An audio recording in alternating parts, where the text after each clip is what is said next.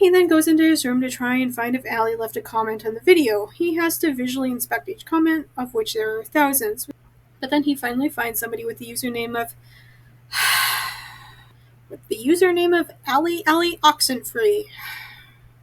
No.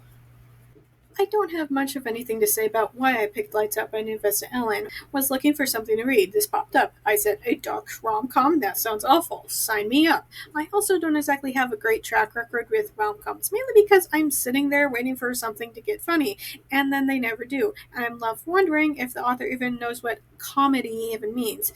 But boy, this book isn't exactly off to a great start in the comedy aspect with giving us a large list of potential triggers right from the get-go. Don't get me wrong, because I think that every single book needs to have all and any triggers listed in the front. This is amazing. My problem is that this list is long and a little disturbing. I get that this book is supposed to be dark and everything, but I can't see how rape and mass shootings can possibly be spun into humor.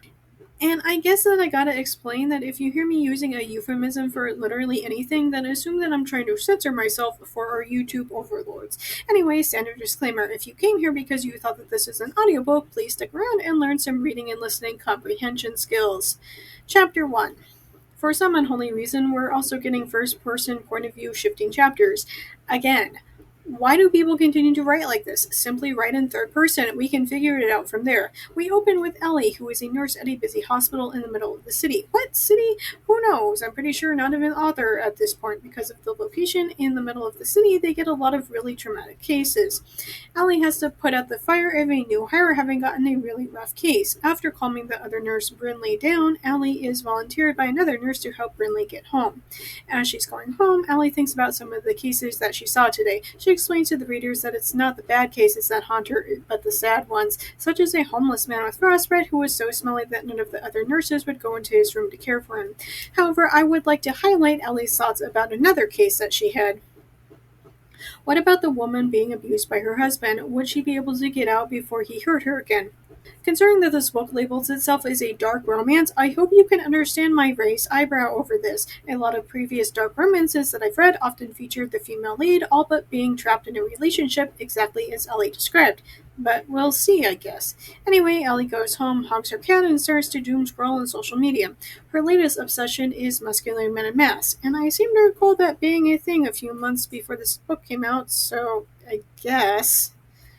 My absolute favorite creator was a user with the handle The Faceless Man because he had everything I loved most, a custom mask that was unlike anyone else's and was as sensual as it was terrifying, muscles, good lighting, exceptional music selection, and an innate understanding of how to reel the viewer in and keep us begging for more.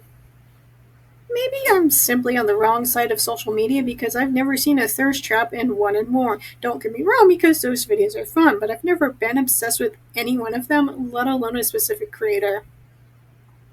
Ellie herself gets a little worked up about this creator, and I'm talking in a carnal way while vividly imagining what might be under his pants.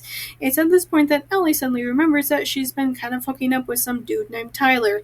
Now a little drunk, she sends a screenshot of the faceless man to him and asks if he wants to hook up while wearing something like that. She texts back hours later thanks to her insane schedule as a nurse, complaining that it's been 2 months since he last heard from her and that the mask thing is weird.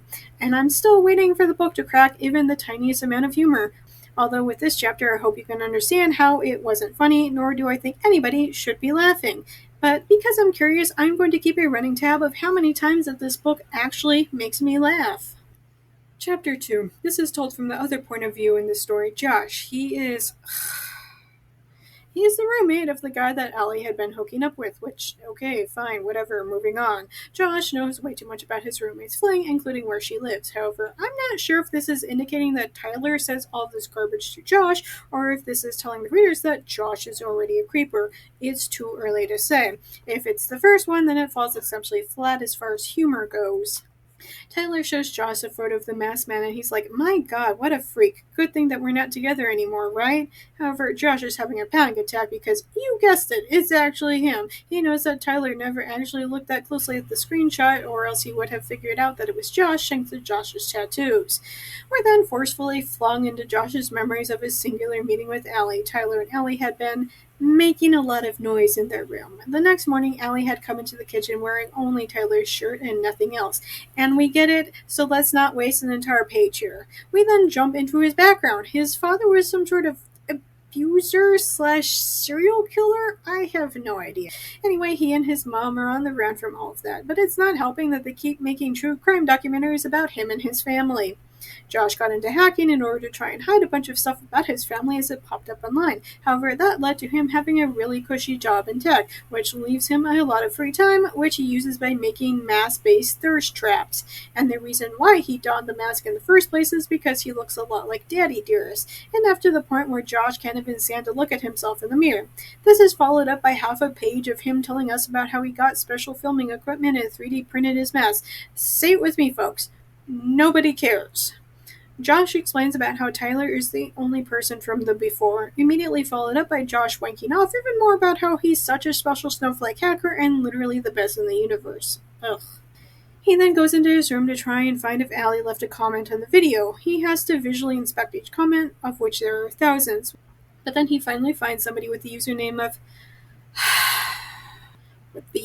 of Allie Oxenfree.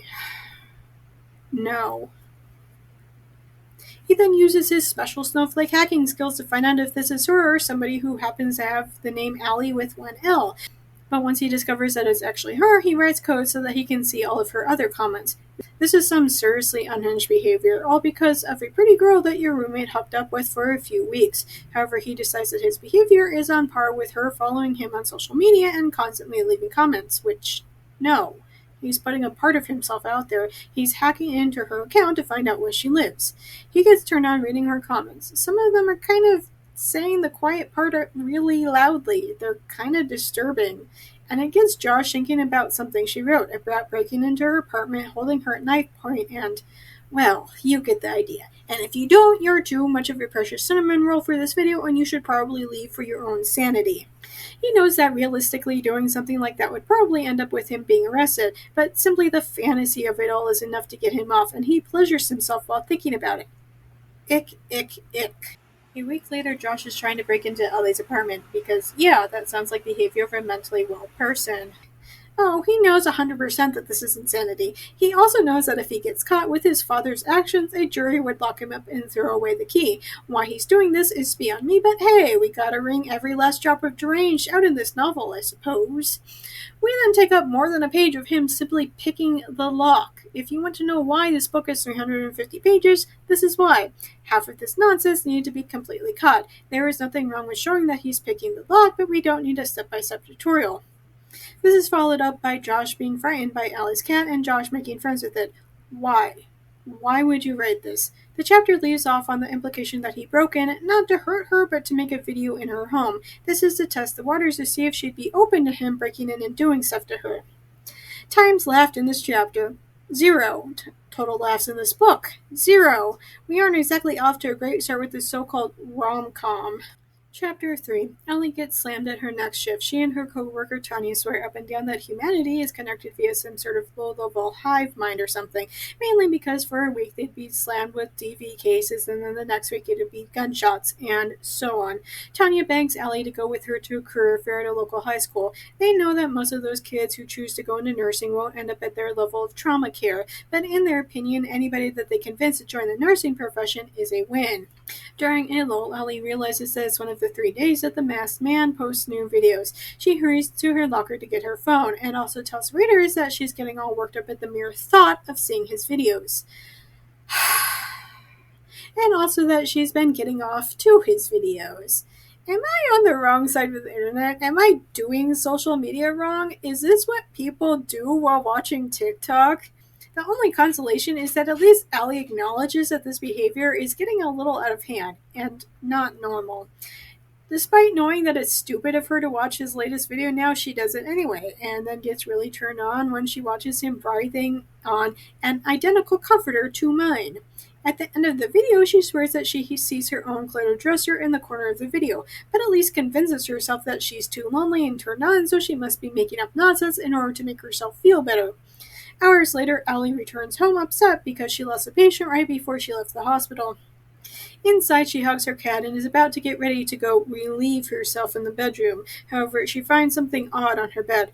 It's Josh's mask, and she realizes that she hadn't been imagining things in his video. That really had been her dresser. However, much as Josh had predicted, the thought of a strange man breaking into her house doesn't fill her with thoughts of arousal, but rather thoughts of calling the police and grabbing her gun, because that's what normal people do.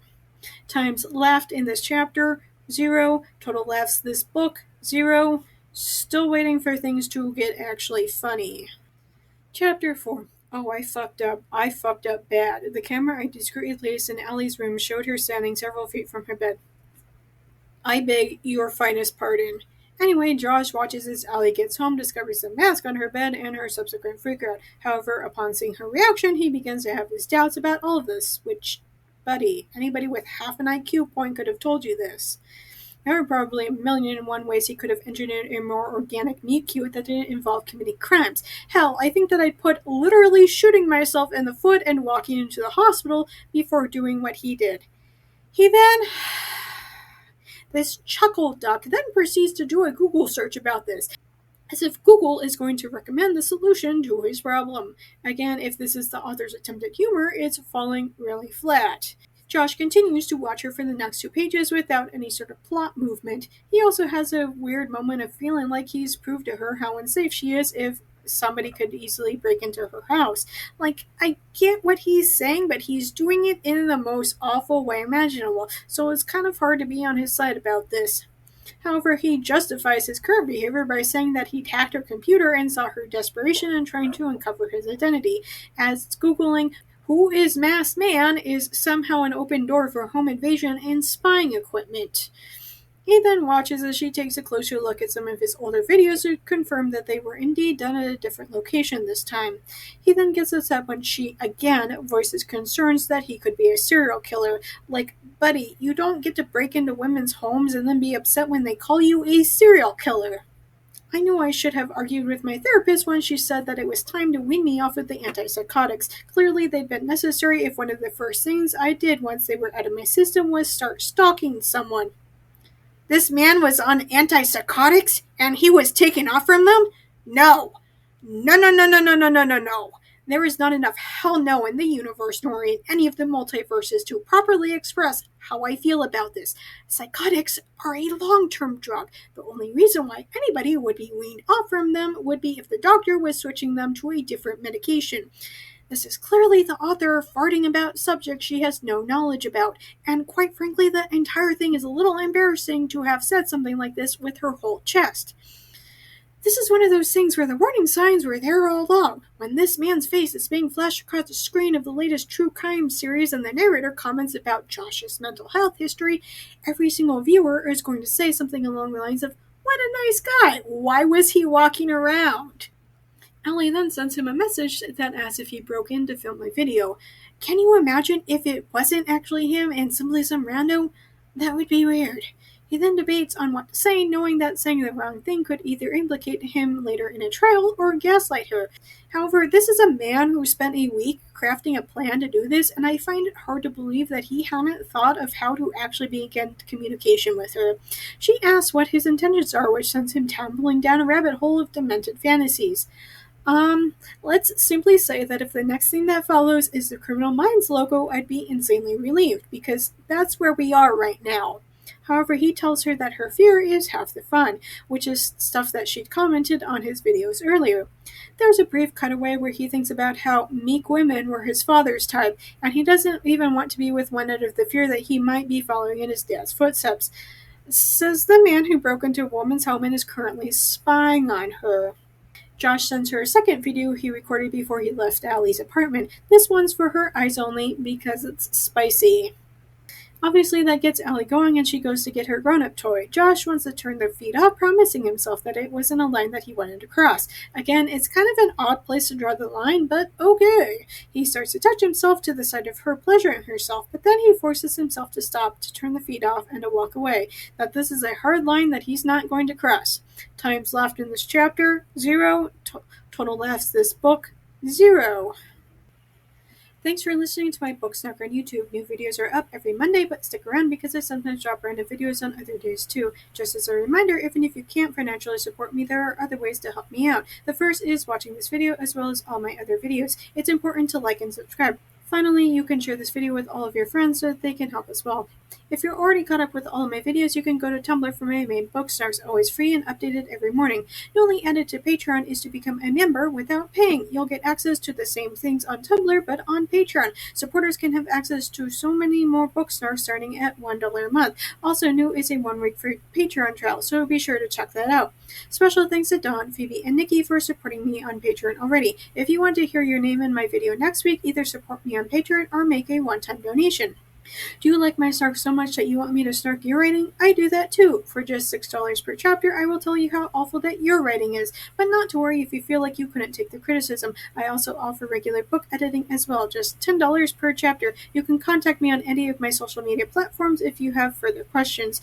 If you want to read some of the things that I've written, you can purchase my works on Amazon. I have a slew of spicy short stories and 2 full-length novels. I also frequently run flash sales on my stories, and if you don't follow me on any social media, you might want to do so just so you can know when I might be offering things for free. Links for everything will be posted below. See you next week, guys!